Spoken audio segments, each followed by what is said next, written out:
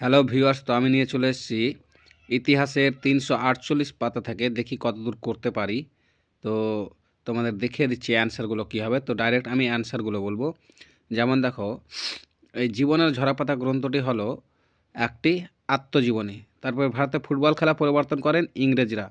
বামাবোধিনী পত্রিকার সম্পাদক ছিলেন উমেশচন্দ্র দত্ত। নীলদর্পণ নাটকের ইংরেজি অনুবাদের প্রকাশক ছিলেন মাইকেল মধুসূদন দত্ত। কলকাতা বিশ্ববিদ্যালয়ের প্রথম বিএ পরীক্ষা অনুষ্ঠিত হয় 1858 খ্রিস্টাব্দে। ভারতের প্রথম নীলকর হলেন লুই বোনার্ড। তারপরে সুই মুন্ডা নেতৃত্ব দিয়েছিলেন কোল বিদ্রোহ। বঙ্গভঙ্গ প্রকাশিত সভা ছিল বাংলার প্রথম জমিদার সভা। আনন্দমঠ প্রকাশিত হয় 1882 খ্রিস্টাব্দে। বর্তমান ভারত গ্রন্থটি রচনা করেন স্বামী বিবেকানন্দ। দিগদর্শন প্রকাশিত হয়েছিল শ্রীরামপুরে। তিন কাঠিয়া ব্যবস্থা পরিচালিত ছিল বিহার। ত্রিপুরী কংগ্রেস অনুষ্ঠিত হয় 1939 খ্রিস্টাব্দে। তারপরে চলে যাব আমি 349 নম্বর পাতা। দেখো কি বলছে। বলছে যে একটি সম্পূর্ণ বাক্য উত্তর দাও। ভারতের ওহাবি আন্দোলনের প্রকৃত প্রতিষ্ঠাতা কে ছিলেন? সৈয়দ আহমেদ। তারপরে খেড়া বা খেদা জেলা কোথায় অবস্থিত? গুজরাট। ফরওয়ার্ড ব্লক কে প্রতিষ্ঠা করেন? নেতাজি সুভাষচন্দ্র বসু। গান্ধী বুড়ি কাকে বলা হতো? গান্ধী বুড়ি বলা হতো মাতঙ্গিনী হাজরাকে। সত্য মিথ্যা নির্ধারণ করছি। দেখো, প্রথম পরপর দুইটা মিথ্যা হবে, তারপরে সত্য হবে। তারপরে চলে আসি ক স্তম্ভ খ স্তম্ভ। মুন্ডা বিদ্রোহ। মুন্ডা বিদ্রোহ কী হবে? বিরসা মুন্ডা।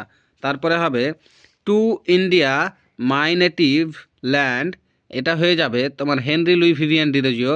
মেঘনাথ সাহা, এটা হবে সাহা ইনস্টিটিউট। তারপর দেখো ম্যাপ রয়েছে, ম্যাপটা তোমরা করে নেবে নিজেরা। তারপরে নিম্নলিখিত বিবৃতির সঙ্গে কোন বিকল্প ব্যাখ্যাটি সবথেকে মানানসই সেটা। তাহলে বিবৃতি একটা দেওয়া আছে, জওহরলাল নেহরু তার কন্যা ইন্দিরাকে চিঠি লিখতেন, এটা অনেকবার এসছে।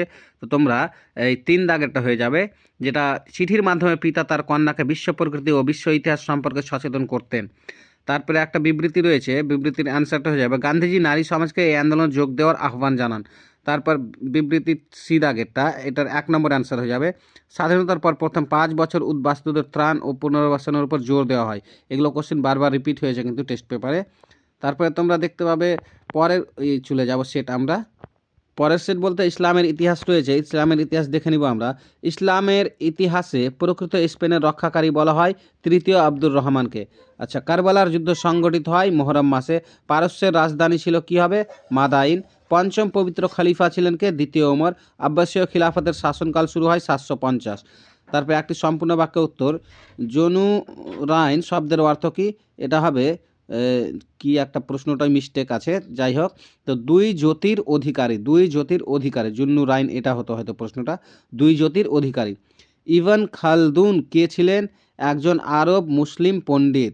তারপরে মেসোপটেমিয়ার বর্তমান নাম, তাহলে মেসোপটেমিয়ার বর্তমান নাম হচ্ছে ইরাক।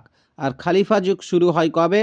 632 খ্রিস্টাব্দ থেকে খালিফা যুগ কিন্তু শুরু হয়। চলে যাব 351 নম্বর পাতা। কয়স্তম্ভ খয়স্তম্ভ রয়েছে। উম্মে কুলসুম কী হবে? মহানবীর কন্যা। খিলাফত কী হবে? ধর্মীয় রাজনৈতিক ব্যবস্থা। তারপরে সত্য মিথ্যা, প্রথমে এটা মিথ্যা, তারপর এটা সত্য। এবার আমরা চলে যাব তার পরের সেটে। চলে এসেছি আমরা 354 নম্বর পাতা। তার আগে কয়েকটা পাতা ইংলিশ মিডিয়ামের জন্য ছিল। আচ্ছা, 70 বৎসর গ্রন্থটি লিখেছেন কে? বিপিন চন্দ্র পাল। তত্ত্ববোধিনী পত্রিকার সম্পাদক কে ছিলেন? অক্ষয় কুমার দত্ত। সর্বধর্ম সমন্বয়ের আদর্শ প্রচার করেন কে? স্বামী বিবেকানন্দ। সুই মুন্ডা নেতৃত্ব দিয়েছিলেন কোল বিদ্রোহ। হিন্দু মেলা পরিবর্তন করেন নবগোপাল মিত্র। ভারত মাতা চিত্রটি আঁকেন অবনীন্দ্রনাথ ঠাকুর। ভারতে হাফ টোন প্রিন্টিং পদ্ধতি পরিবর্তন করেন উপেন্দ্র কিশোর রায় চৌধুরী। এই যে সর্বধর্ম সমন্বয়ের আদর্শ প্রচার করতেন, এটা শ্রী রামকৃষ্ণ দেবও হতে পারে। একবার আমরা দেখে নিব, একবার আর কয়েকটা সেটে বুঝতে পারবো। তারপরে 355 নম্বর পাতা। ভারতের প্রথম মে দিবস পালিত হয় কোথায়? মাদ্রাজে। নিখিল ভারত ট্রেড ইউনিয়ন কংগ্রেস মানে INTUC প্রতিষ্ঠিত হয়েছিল 1920 খ্রিস্টাব্দে। রশিদ আলী দিবস পালিত হয় 1946 খ্রিস্টাব্দের 12ই ফেব্রুয়ারি। লক্ষ্মীর ভাণ্ডার প্রতিষ্ঠা করেন কে? সরলা দেবী চৌধুরানী। রাজ্য পুনর্গঠন কমিশনের সভাপতি ছিলেন কে? ফজল আলী। ভারতের লৌহ মানব বলা হয় সর্দার বল্লভভাই প্যাটেলকে। চলে যাবে একটি সম্পূর্ণ বাক্য উত্তর। বলে সরকারি নথিপত্র কোথায় সংরক্ষণ করা হয়? এটা হবে মহাফেজখানায়। সোমপ্রকাশ পত্রিকার প্রথম সম্পাদক কে ছিলেন? বিদ্যাভূষণ। তারপরে ফরাজি আন্দোলনের পরিবর্তক কে? এটা হাজি শরিয়াতুল্লাহ। তারপর 4 নম্বর, কোন মামলায় ভগৎ সিংয়ের ফাঁসি হয়? এটা হবে লাহোর ষড়যন্ত্র মামলায়। সত্য মিথ্যা নির্মাণ করব। বর্তমান ভারত গ্রন্থটির লেখক বিপিন চন্দ্র পাল, এটা মিথ্যা। আনন্দমাঠ উপন্যাস সন্ন্যাসী ফকির বিদ্রোহের উল্লেখ আছে, এটা সত্য। স্বাধীন ভারতের প্রথম প্রধানমন্ত্রী ছিলেন জওহরলাল নেহরু, এটাও সত্য। কয়স্তম্ভের সঙ্গে ক্ষয়স্তম্ভ মিলে নেব। দারুল হরব, এটা হয়ে যাবে শত্রুর দেশ হয়ে যাবে, শঙ্কুর দেশ করা আছে, এটা হয়ে যাবে শত্রুর দেশ। তারপরে উডের দেশ প্যাচ, এটা হয়ে যাবে তোমার 1854 খ্রিস্টাব্দে। তারপরে সাম্প্রদায়িক বাটোয়ারা, এটা হয়ে যাবে রামসে ম্যাকডোনাল্ড। তারপরে চলে যাবো আমরা ম্যাপ রয়েছে, ম্যাপ পয়েন্টিংটা তোমরা নিজেরা করে নিবে। বিবৃতি ও ব্যাখ্যা রয়েছে, বলছে রবীন্দ্রনাথ ঠাকুর গুরু উপন্যাস লিখেছেন পাশ্চাত্য শিক্ষার সমালোচনা করার জন্য।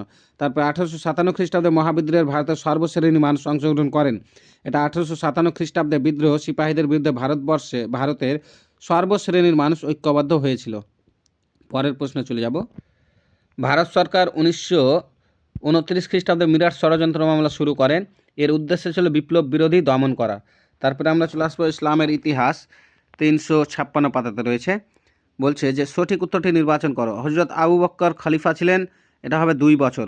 তারপরে খলিফা হজরত উসমানের আমলে পারস্য সম্রাট ছিলেন কি? ইয়াজদ, একটু উচ্চারণটা আমার মিস্টেক হচ্ছে, জর্দ, এটা হবে অ্যান্সার।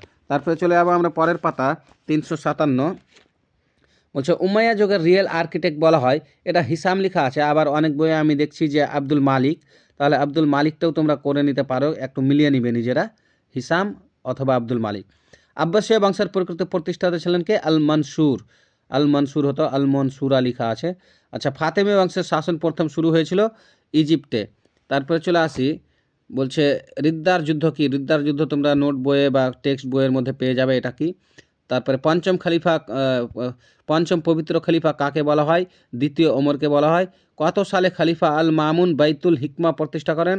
1813 সালে। আর মেসোপটেমিয়ার বর্তমান নাম কি ছিল? ইরাক। কয়স্তম্ভ ক্ষয়স্তম্ভ? সিরিয়া কি হবে? সিরিয়া হয়ে যাবে দামাস্কাস। তারপর জিব্রাইল কি হয়ে যাবে? ফেরেস্তা। সত্য মিথ্যা পরপর দুইটাই কিন্তু সত্য। তারপরে চলে যাবো আমরা পরের সেটে। ব্রিটিশ ভারতের পেজ নম্বর 358। ব্রিটিশ ভারতের রাজধানী কলকাতা থেকে দিল্লিতে স্থানান্তরিত হয়েছিল 1911 সালে। কত হবে? 1911 সাল হয়ে যাবে। ভারতের জাতীয়তাবাদের জনক ছিলেন কে? এটা হয়ে যাবে রাজা রামমোহন রায়। ভারতের জাতীয়তাবাদের জনক রাজা রামমোহন রায়। তারপরে রামকৃষ্ণ মিশন প্রতিষ্ঠা করেন কে?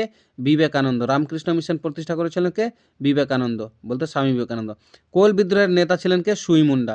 আচ্ছা, বাংলা ছাপাখানার জনক বলা হয় কি? চার্লস উইলকিন্সকে।